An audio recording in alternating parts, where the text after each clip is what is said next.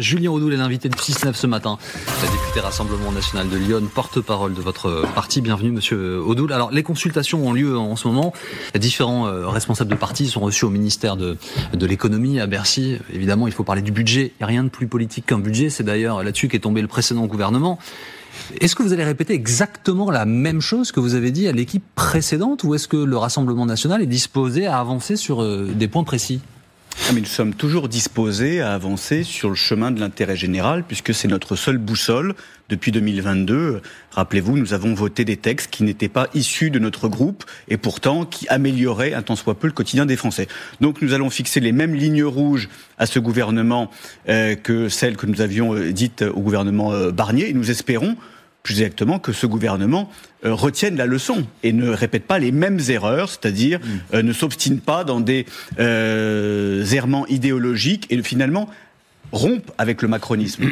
Qu'est-ce qui a condamné le gouvernement Barnier ? C'est qu'il a refusé la rupture qui était demandée par les Français avec le macronisme, avec le fiscalisme, avec le refus de lutter contre les gaspillages et avec surtout la taxation des Français qui en ont marre de faire des efforts. À gauche, on dit beaucoup qu'on ne peut pas rompre avec le macronisme en étant François Bayrou et que ce sont deux compagnons politiques de longue date. Est-ce que c'est un prérequis, en tout cas une idée à laquelle vous souscrivez ?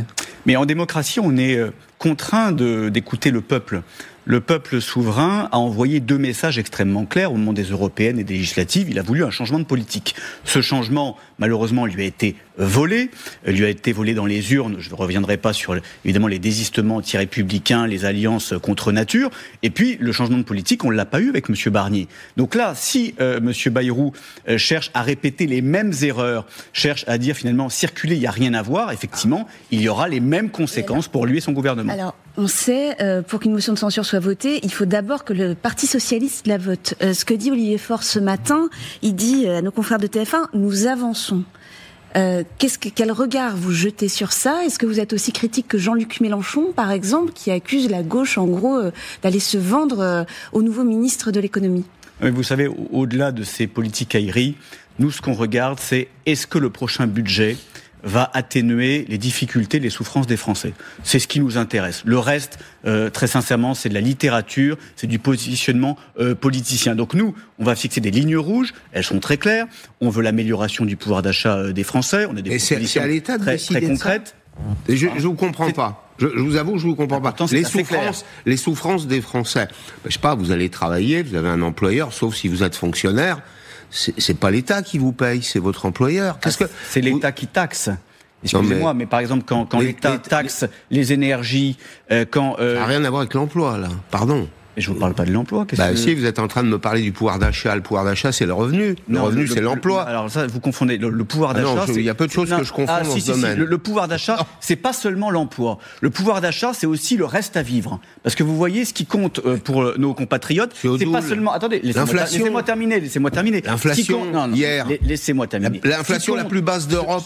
Voilà, c'est reparti. Ce qui compte pour les Français, c'est ce qui leur reste à la fin du mois. C'est pas seulement ce qu'ils vont gagner. Évidemment, le salaire est très important et nous souhaitons justement des augmentations de salaire, mais surtout, on souhaite des diminutions de charges, d'impôts, de taxes qui pèsent très lourdement pour les Français, et notamment pour les Français qui travaillent, et notamment pour les classes moyennes. C'est pour ça que nous avons censuré le gouvernement Barnier. Quelque chose.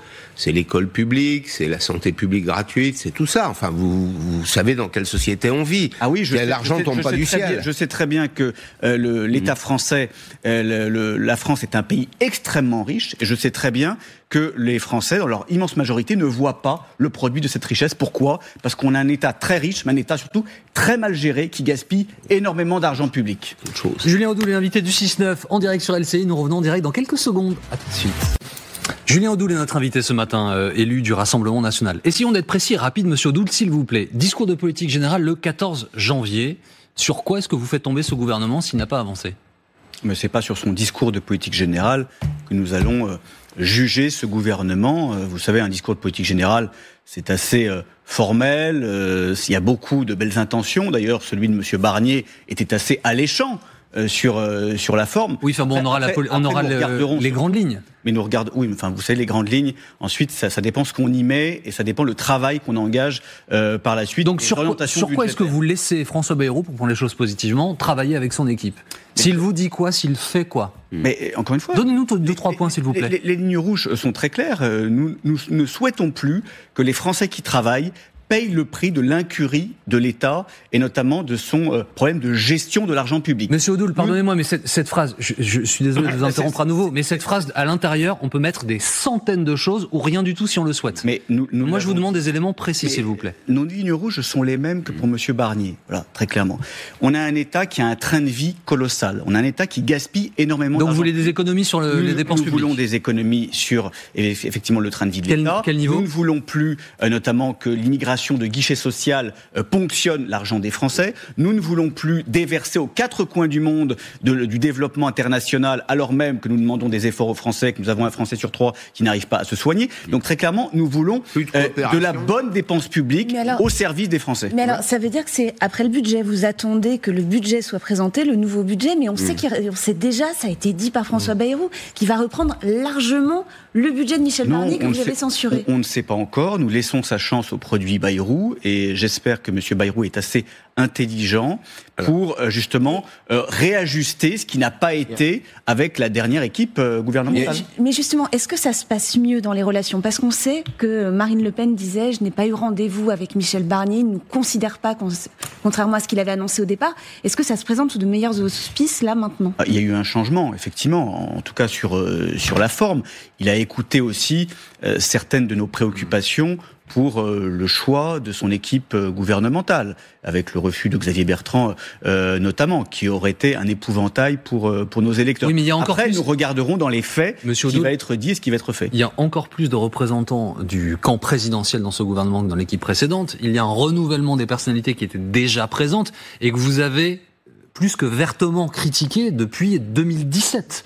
Qu'est-ce qui ferait que ça change ? C'est là où j'ai du mal à vous suivre, en fait. Vous savez, au-delà des personnes, les personnes sont importantes, bien évidemment, et vous avez bien fait de le rappeler, ceux qui sont responsables, justement, de la situation cataclysmique de notre pays, ceux qui ont participé de l'effondrement des finances publiques, de l'endettement... Ça, c'est votre point de vue, mais du coup, ils sont toujours là. Toujours au gouvernement, très clair. Mais maintenant, qu'est-ce qu'on fait ? Qu'est-ce qu'on fait ? Parce qu'il n'y a pas énormément de solutions. Tant que le président de la République ne peut pas dissoudre l'Assemblée nationale. La réalité, c'est que l'Assemblée n'a pas de majorité. La réalité, c'est qu'aujourd'hui, on a une situation qui est bloquée. Donc, nous allons attendre de voir ce que propose le gouvernement. Il y a une proposition. Vous savez, il y a des exonérations sur les cotisations sociales pour soutenir l'emploi. Un des projets de Mme de Montchalin et du ministre, c'est de les raboter, de les réduire.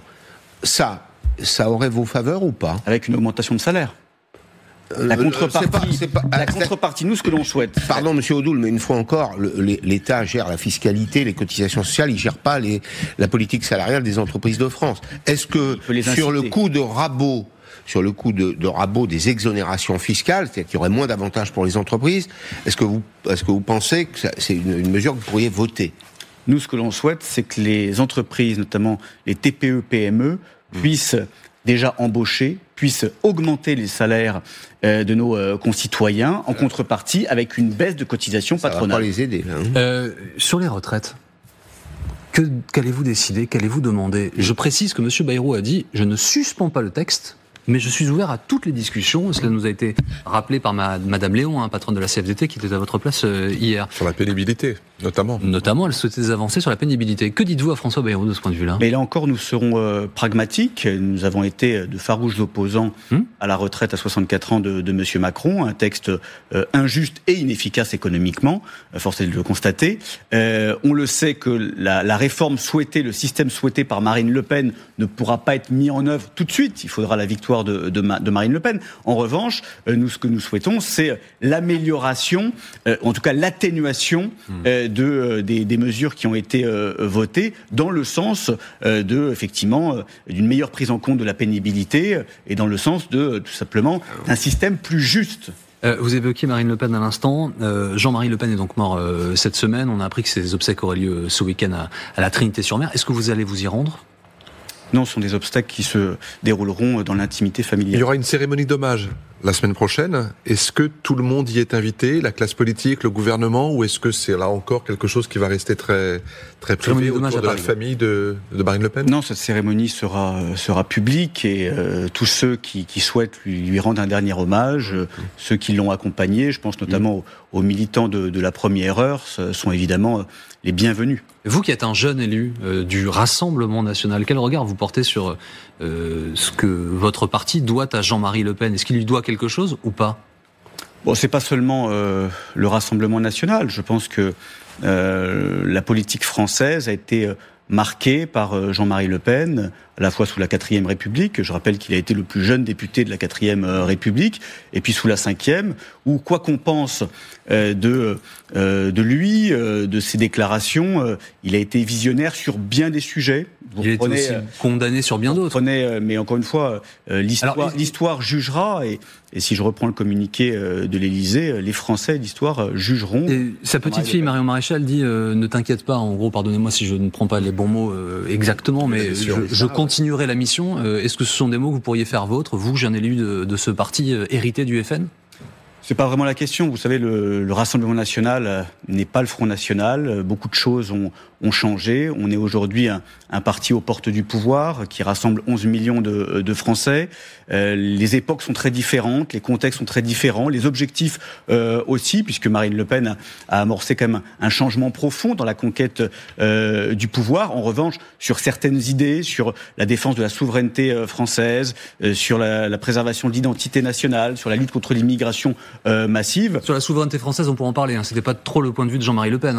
Il était pro-européen, Jean-Marie Le Pen, avec Jean-Marie Le Pen. Il était libéral, il n'était pas du tout social comme l'est aujourd'hui le RN. D'ailleurs, la souveraineté des nations a toujours été un défenseur de la souveraineté des peuples et des nations. Mais c'est vrai que c'est étonnant de vous entendre reprendre le communiqué de l'Élysée, communiqué d'Emmanuel Macron sur le jugement de l'histoire. Donc c'est comme ça que vous voyez la disparition de Jean-Marie Le Pen.